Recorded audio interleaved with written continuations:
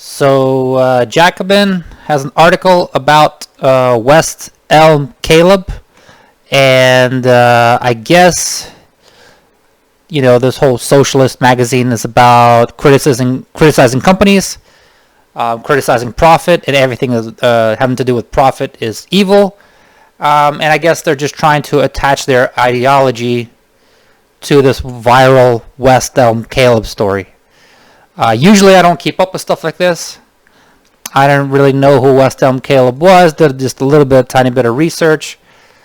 Turns out he was apparently a popular guy.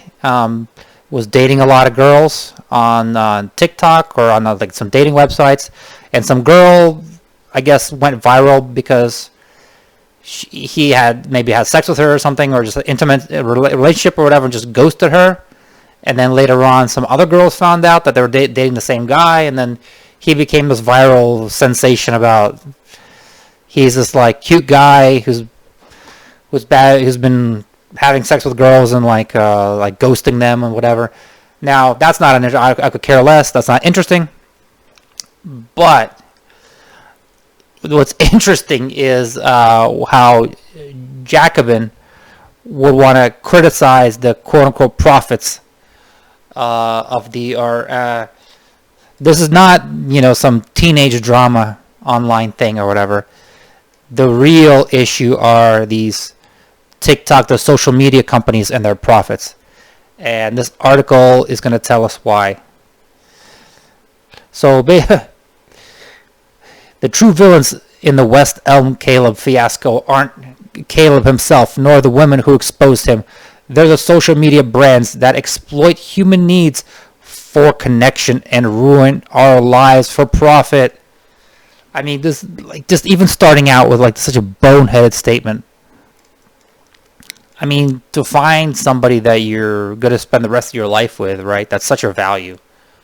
I mean, if you're going to spend 50 or 60 years with that person, it's one of the most important decisions you can make in your life. Therefore, if you have an app that helps you do that, I mean, it's incredible. And most of those apps are free. Yes, you can buy. It's funded by some of the plus features, but if you do the plus features, or what, 10 or $15 a month. I mean, what a deal. You could see the graphs of online dating being almost nothing to over time being the dominant way people meet their significant other. I was listening to a brilliant economist, Brian Kaplan. He was giving a lecture, and he made a great point. Because the Me Too movement, it's really dangerous now. It's really discouraged to date people at work. And before it used to be college used to date people, but now they're kind of becoming prudish about it over there too. So now one of the last refuges would be people can meet each other online. The internet comes to the rescue. Now these companies are, I guess, slightly profitable because of investors, but it's not their billion-dollar corporations raking in money hand over. I mean, they're making a little bit of profit, but it's very, commensurate, or probably more than how many people they actually help to meet each other. So why would you hate these companies? The first couple paragraphs just summarizes this West Elm Caleb. I don't need to go into that because it's not quite interesting. So neither Caleb nor the women, nor even the internet mob, are the real villains in this scenario. Well, first of all, it seems like, okay, what's unhealthy and morally depraved about the West Elm Caleb scenario is the way large corporations exploit all these human failings and appetite at once, taking minor human drama and give it potentially catastrophic scale and consequences. It's like that the women found each other TikTok's videos algorithmically because they were in Caleb's contacts. A reminder that these most private aspects of our lives are just data from social media companies. Worse, major media outlets like the New York Post have published Caleb's real name with this photo. They're obviously not liking that. Well, yeah, it kind of reminds me of like the BuzzFeed and the Trump dossier with the P and the prostitutes. Like, it was totally bullshit, made up story, but because John McCain leaked it to some like BuzzFeed, now they other places had to publish that, even though it was completely like not newsworthy because it had no credibility to it. Yeah, it's the same thing. And as far as the TikTok algorithms, well, you could just blame you can blame the way humans are wired. We are wired for this type of drama. That's very engaging, and they're just delivering what people want.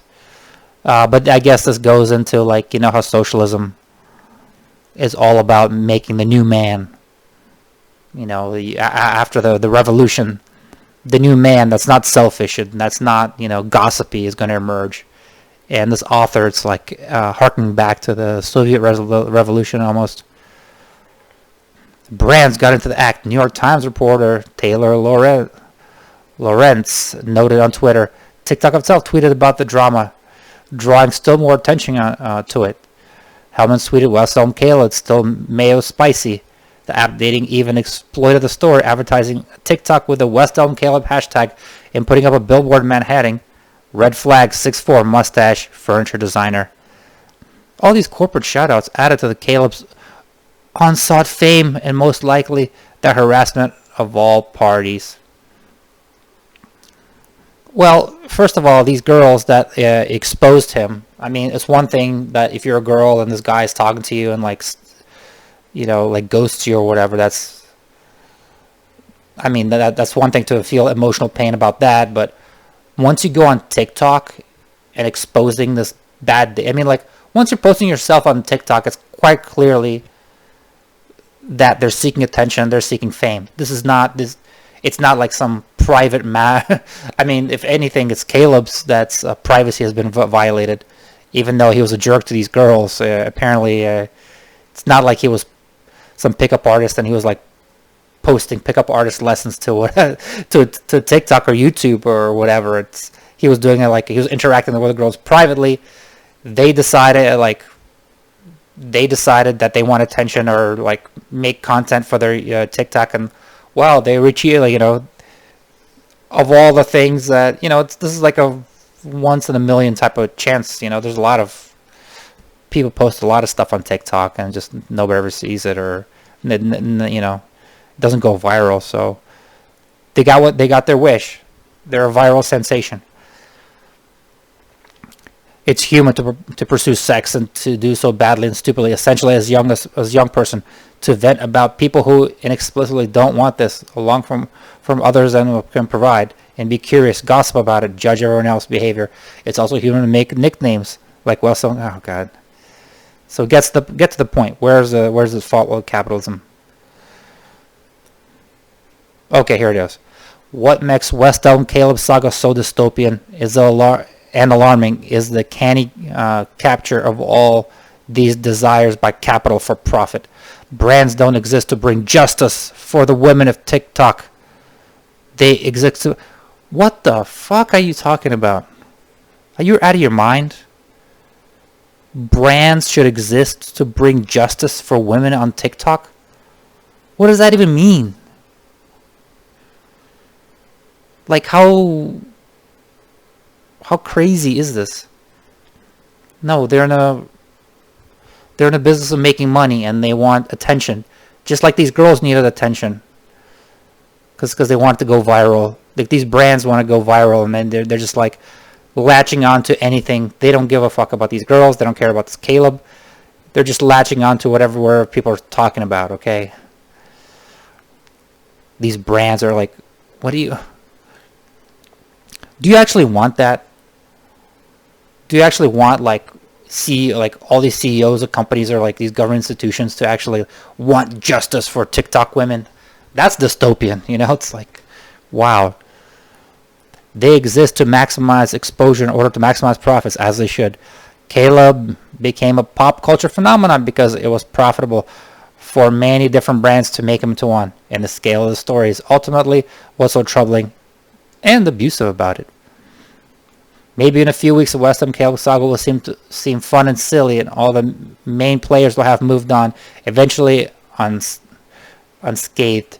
I hope so, but it seems unlikely that Caleb can easily recover from this so much notoriety. And well, whatever, man. He's. I'm not gonna claim to read his mind, but I mean, it doesn't seem like the worst thing in the world.